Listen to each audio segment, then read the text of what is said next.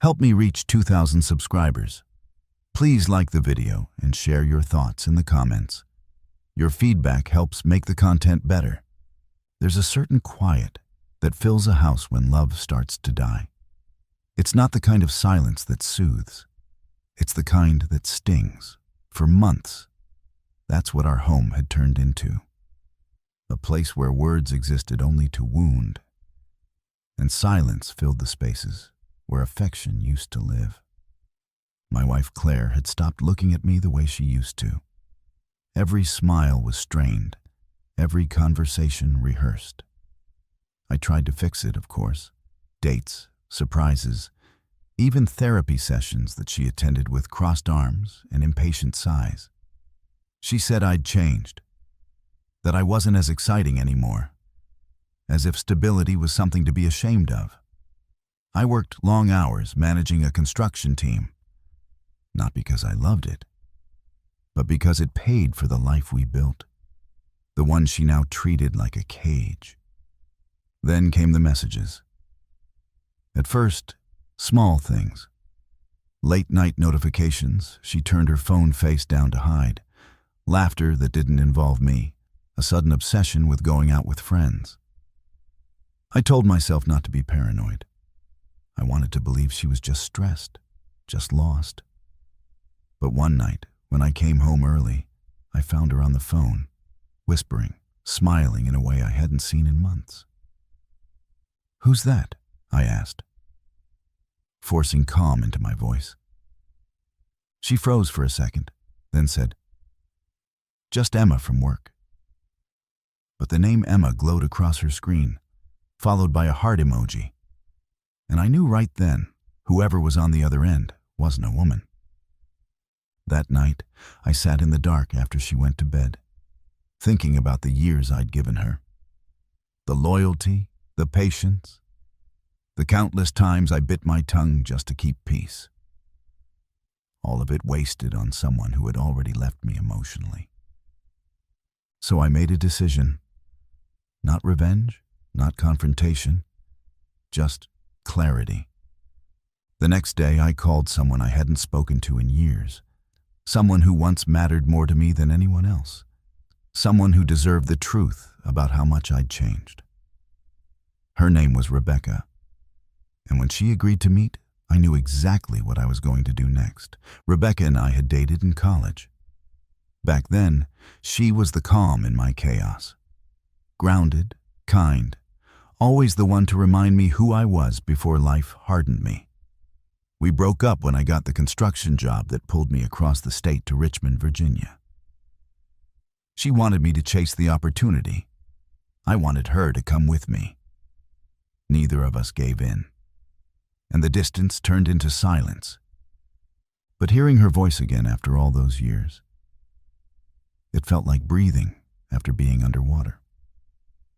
When I told her what was happening with Claire, she didn't say much. She just listened the way she always did.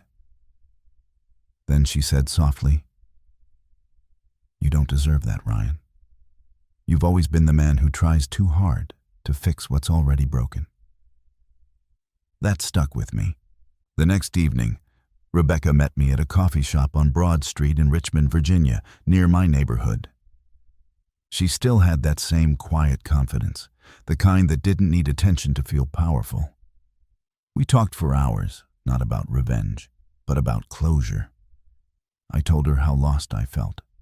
She told me how sometimes walking away is the only act of love you have left to give yourself. As we stood outside by her car, she hesitated. "Ryan, you don't owe her an explanation. But if you're going to leave, do it with your head held high." I nodded, and a plan formed in my mind. Simple, honest, and final. The next day, I went home earlier than usual to our house on Maplewood Avenue in Charlottesville, Virginia. Claire was in the kitchen, dressed up like she had somewhere to be. When she saw me walk in with Rebecca beside me, her expression turned to instant rage. "Who the hell is she?" she shouted, slamming the counter. "You think you can just show up with some woman?" But then Rebecca stepped forward and the color drained from Claire's face. She froze. "Rebecca?" Rebecca crossed her arms, her voice calm.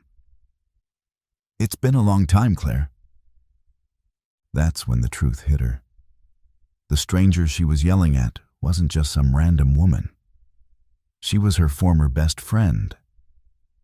And suddenly, the house that used to echo with Claire's anger fell completely silent.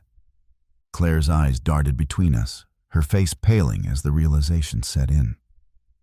You two know each other," she stammered. Rebecca didn't flinch. "We used to," she said quietly, "until you lied to both of us." I watched the confusion twist into guilt, then fury. "This is pathetic," Claire hissed. "So what? You brought her here to humiliate me?" I took a step forward, my voice calm but edged. "No, Claire. I brought her here because I wanted you to see the person I was before you turned love into control. The person who remembered what real respect looked like." Claire laughed bitterly. "Oh, spare me the speech, Ryan. You think she's better than me. You think—" Rebecca cut her off gently. "He doesn't have to think. He knows." Silence. Heavy, raw. Claire's jaw tightened. But behind her anger was fear. The kind that comes when you finally realize you've lost the one person who used to forgive you.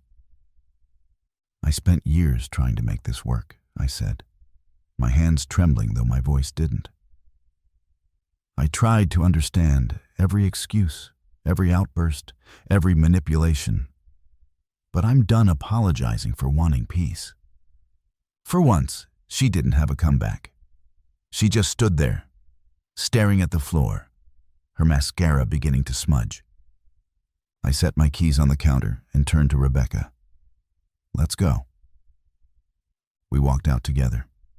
The cold air hit my skin like a cleanse, sharp and real. As we reached my truck, I looked back through the window one last time. Claire stood there, still frozen, her reflection a ghost in the glass. For years, I thought closure meant answers. That night, I learned it meant walking away without needing them. Rebecca didn't say anything. As we drove, she just reached across the console, resting her hand on mine. It wasn't romantic. It was human, steady, real. Weeks later, Claire tried calling. I never answered. I didn't need to. Some stories end without a final line. And as for Rebecca, we didn't rush into anything. We took it slow. Healing isn't about replacing what broke. It's about remembering you were whole before it.